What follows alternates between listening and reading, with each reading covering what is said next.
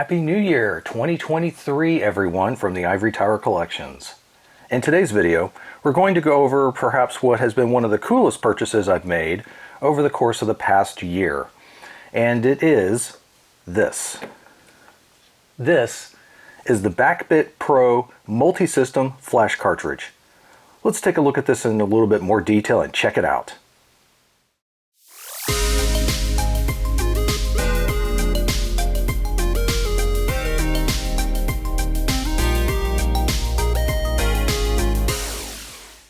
I want to state up front that this is not a sponsored video.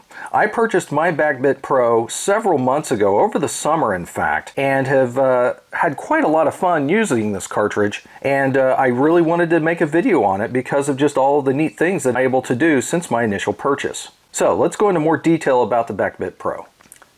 So what is the BackBit Pro Multi-System cartridge? Well, as the name implies, it is actually a SD-based flash cartridge that is designed to be used with multiple different computers and game consoles. And the way it accomplishes this is essentially the main purchase of the item is the top portion here that contains all of the main logic in the SD card reader section, as well as a handy little button here for accessing built-in diagnostics and resetting back to the main menu. But the magic that allows it to work with multiple systems is this portion down here at the bottom. And that is because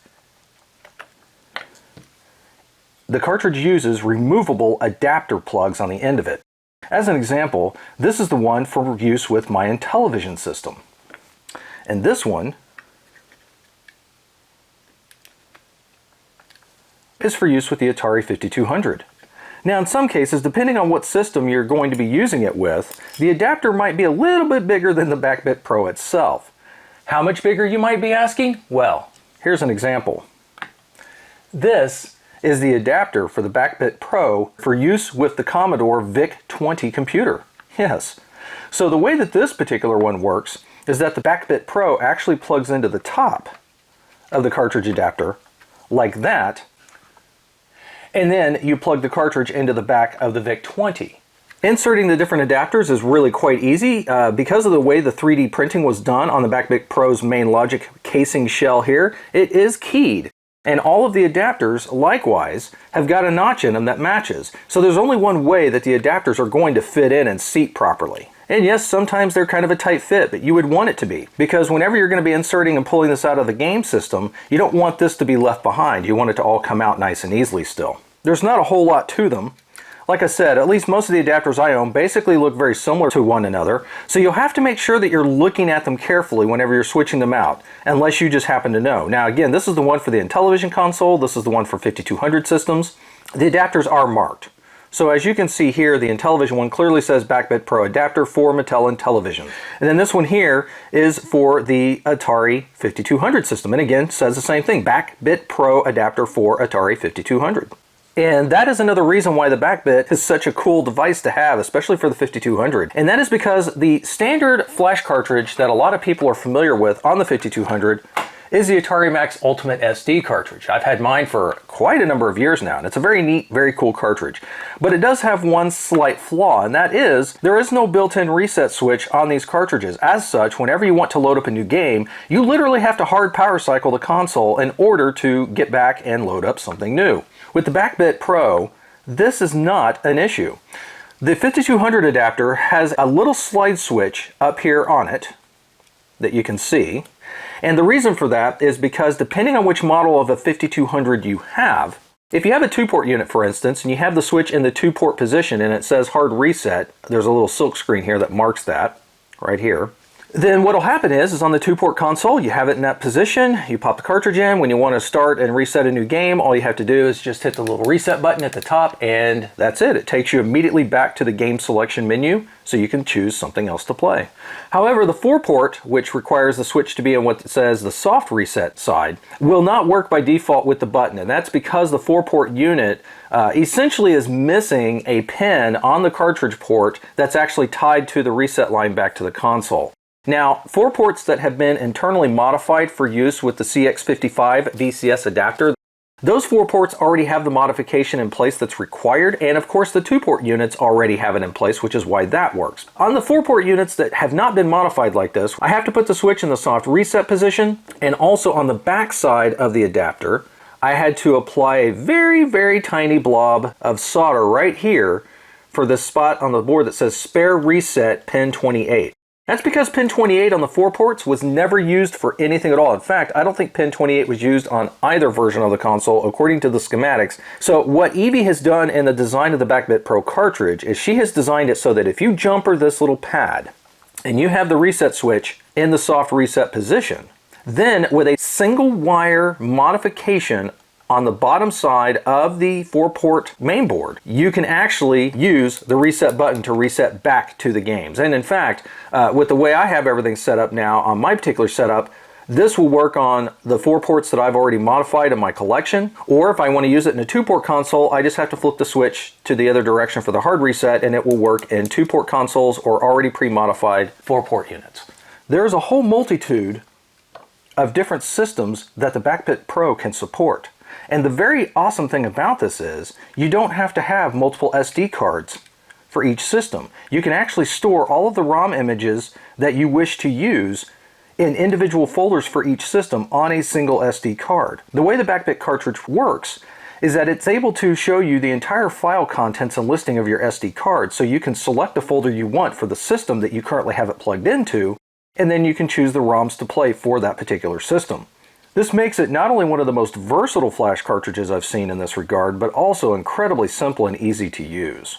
Full details, of course, for the BackBit and all of the different systems it can support can be found on Evie's page at backbit.io. Now, one of the other features about this cartridge, although it's not something I've utilized myself, is it does have a tiny headphone jack on the side. Now, what that's actually for is on the BackBit Pro website, Evie Solomon, who has designed and created the BackBit Pro, in addition to all of the different adapters, she offers a remote reset that you can plug into the BackBit cartridge. And it's just like it sounds like. It allows you to have the cartridge left in, plugged into your console. And then you can have a separate remote to actually press and to reset yourself back to the menu without having to push the button that's on the top here. So you've already seen quickly that I showed you that you have these removable adapters that plug into the end of the BackBit cartridge. It basically uses an IDE style type connector on it. The actual contents are stored on a micro SD card. It is formatted as a standard FAT32. You'll notice that in addition to the remote button I mentioned here, there's also a physical button on top as well. And the button is used to essentially reset the game system and bring the BackBit cartridge back to the menu on the last screen that you were on just before you loaded your program. It also has an LED up here, which will light up when the cartridge is on and in use. It will also has an alternate mode where it will be blinking briefly whenever you set it up into diagnostic mode. And that's another one of the really cool features about this cartridge that kind of separates it from others that I've seen. And that is the fact that every other flash cartridge I have different diagnostic ROMs that I can load onto them and then in turn use that flash cartridge to load up onto an actual game system or computer to check various functions and make sure everything's working properly or to find faults with the system. The problem with a standard flash cartridge is that for the most part the system has to be operating to some degree just to even load up the diagnostic ROM. What I mean specifically is, you got to put the flash cartridge in, you got to turn on the system. The system has to be functioning enough to be able to run the flash cartridge so that you can select the ROM image and then load it up. But sometimes the system might not be working properly and it would prevent a flash cartridge from working, but an actual diagnostic cartridge might actually still work because the way they were originally designed is they require very low basic logic functions to operate and do what they need to do. So you can have a console that's not working perhaps to load up a particular game or a set of programs, but it's working enough for the actual diagnostic cartridge in and of itself to come up and at least load up some basic stuff. Well, with a standard flash cartridge, you might not have that luxury, right? That's where the BackBit Pro is really cool because it does feature essentially built-in diagnostic ROM images already for the various systems that it supports. So very, very cool. And I'll show you how that's loaded up. But the point is that you actually have a mode where you can load up the BackBit straight into the diagnostics mode, bypassing any of the normal menu functionality to navigate through the cartridge and select a ROM, and essentially turns it into a dedicated diagnostic cartridge for those systems. So let's go ahead and I'll show you a quick demonstration of how the BackBit cartridge is used when selecting games on a system. Again, as you'll see, it's very simple, very easy to use, but depending on which system you might be using it for, some of the buttons as far as navigation and things of that sort might vary. So let's take a look at that next. Okay, I now have my personal Sears Intellivision model set up here, ready to go. And I also have my BackBit cartridge right here with the Intellivision adapter already plugged into it. So I'm going to pop this into the console and show you basically how it looks. So just like any other normal system or Intellivision system, the BackBit Pro will just plug into the cartridge slot. I know you can't see it very well, but I've got it plugged in here. And when I power on the console, we'll see a little bit of the BackBit startup screen, and it takes me to my directory listings. So as an example, I only have 3 folders. I've got one for the Atari 5200, there's my Intellivision one, and there's the one for the VIC-20. And I'm just using the disc on the controller to select the folder I want. And then in the case of the BackBit on the Intellivision, to select the folder or item, I have to hit the Enter key. Now if I wanted to, I could have additional folders inside of this just to help break things down a little bit. Let's talk about the compatibility of the games real quick, because when the BackBit for the Intellivision, as an example, first came out, it basically only supported the original officially released games. However, since that time, Ivory has made constant updates to the firmware on the BackBit Pro. When I mean constant updates, I mean like as many as several in a single month. And since then, the compatibility on Intellivision games has grown quite a bit. As an example, you will see that I do in fact have the Bad Apple demo on the BackBit cartridge. And yes, the Bad Apple demo does in fact work because Ivory has implemented ECS bank switching into the cartridge now. All of the original released games for sure work. Quite a few of the newer homebrews have started to work, except for those that are specific to the LTO, and I think even that might be getting looked at. And you'll notice that up here, it says, now this little B doesn't mean B drive necessarily, it's just the logo for the BackBit, and I realize you can't really see that, and I apologize. But it also says 1-4. That's because it is detecting that there are 4 pages worth of ROM images that I have on here. Now I can go up and down to select, or I can also go straight left and right to page. And you might also notice that there is a clock down here. It currently is 12:25 p.m. That is the correct time. Yes, the BackBit Pro does feature a real-time clock. Let's just go ahead and load up something. So as an example, let's just go ahead and I'll just load up Diner here real quick. So again, I have to highlight the ROM I want, in this case Diner, and then I'm going to hit the Enter key to select it. And there we are. Intellivision presents Diner. So yeah, from here, it just loads up almost near instantly. No problems. And then whenever I want to select a different game, all I have to do is just hit the button on the side of the BackBit, and it returns me exactly where I left off. And then again, to show you that it can do some of the higher end demos, here's Bad Apple that required the ECS bank switching.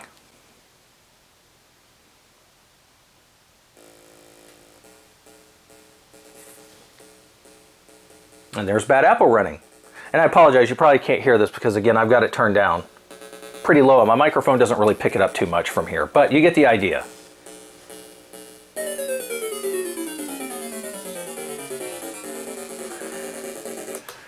Now I want to show you using the BackBit with an Atari 5200, just to show you as an example of how this works. So first thing I need to do is to remove the Intellivision adapter that I was using and replace it with the adapter for the 5200. And because this is a 4-port unit that I have internally modified, I need to make sure that I have my reset switch to the right for the soft reset position that I would use for a 4-port unit. And then we'll just go ahead and get this put in. Just like that. The BackBit looks so small inside the cartridge port of the 5200. Let's power it on. And there we are. We are now looking at the menu for the 5200. Now in this particular case, here I have had to actually revert back to the main menu. Again, the cartridge sort of remembers where I left off. So it was in my Intellivision folder before. Now it's in the 5200 folder. Now, one thing that's interesting I noticed on the 5200 side is that not just the time, but it also shows me the date. So I don't know if you can see this or not, but it actually says January 1st. 1, 2, 3, 4 p.m. Look at that. So yeah, again, Happy New Year. Happy 2023, everyone. Okay, so in the case of the 5200, I actually have to use the top soft fire button to activate the directories. The 5200 version of the cartridge is not as feature-packed as the Intellivision one is, but that's because actually the 5200 adapter is newly released. I only got this a couple of weeks ago, really, I think. So it's a very new adapter.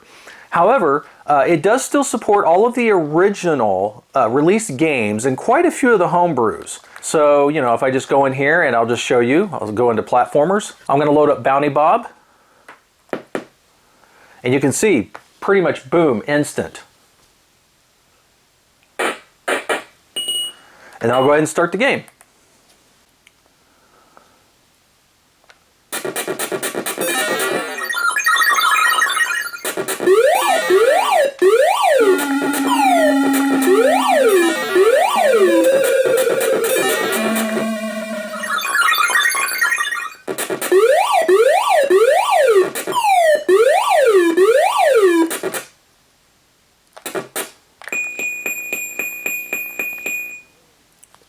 But again, working just fine. And because I have eternally modified this 5200, this 4-port, to be able to work with the reset properly, all I have to do to go back to my main game selection menu is just hit the top button.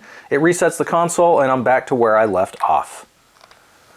So now I want to show you how the built-in diagnostic feature works. And we'll use the 5200 here as an example, but it works the same way on all of the consoles that this is supported on. It's very simple. All you have to do is hold down the button on the BackBit cartridge as you power on the console.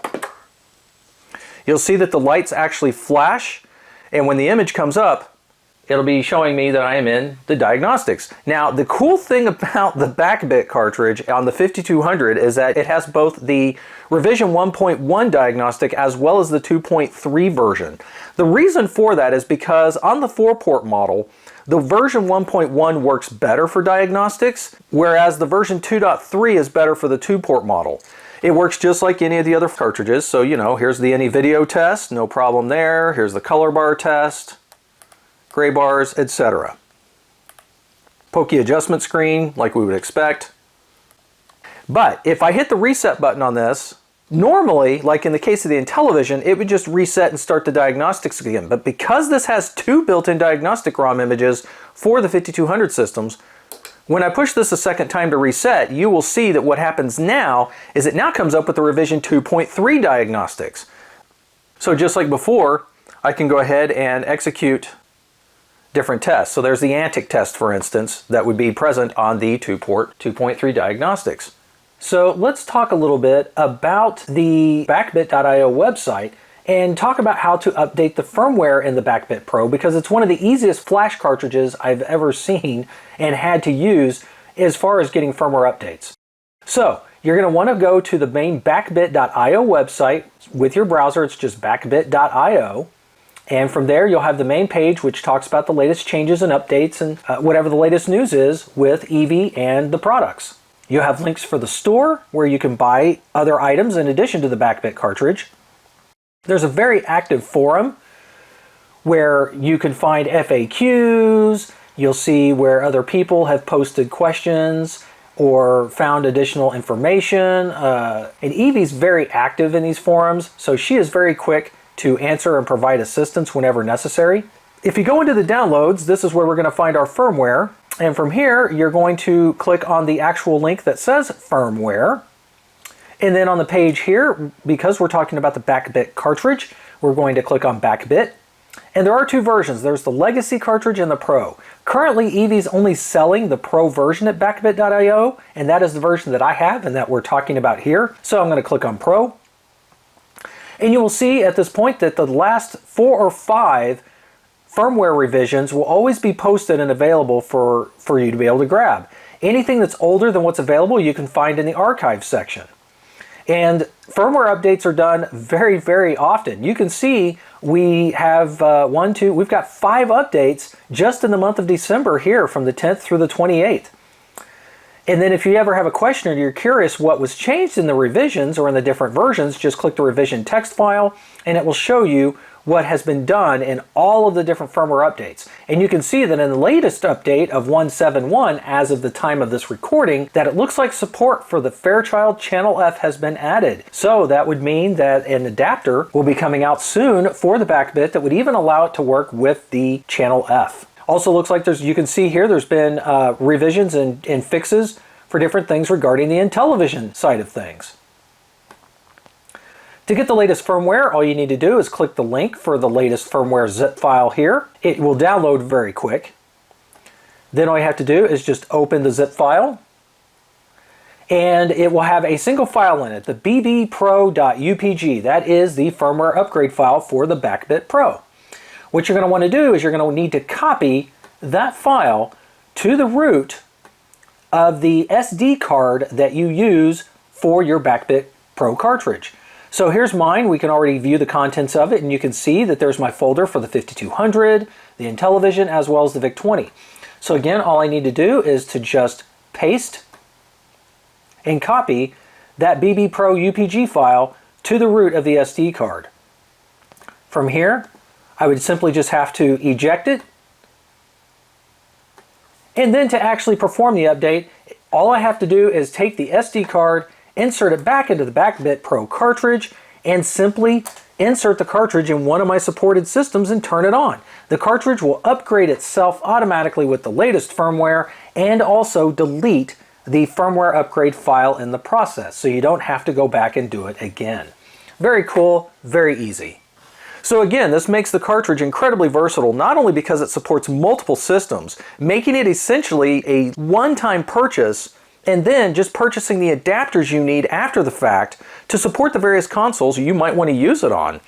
So it's very cool. It has lots of different systems that it supports. I'll throw a screen up here to show you all the different systems that it can support. Again, this is not a sponsored video. Evie has no idea that I'm making this. I have just been very, very impressed with all of the capabilities the BackBit cartridge has offered me. And I have a lot of other flash cartridges for lots of other systems, and by far the BackBit, just with the built-in diagnostic modes, and because it supports the bulk of the programs that I need for testing and working on consoles, the BackBit has easily become one of the top tools in my workbench. Again, Happy New Year. Thanks again for hanging out with me here at the Ivory Tower Collections, and hopefully we'll have some more videos out soon as well. Have a good one. Thanks.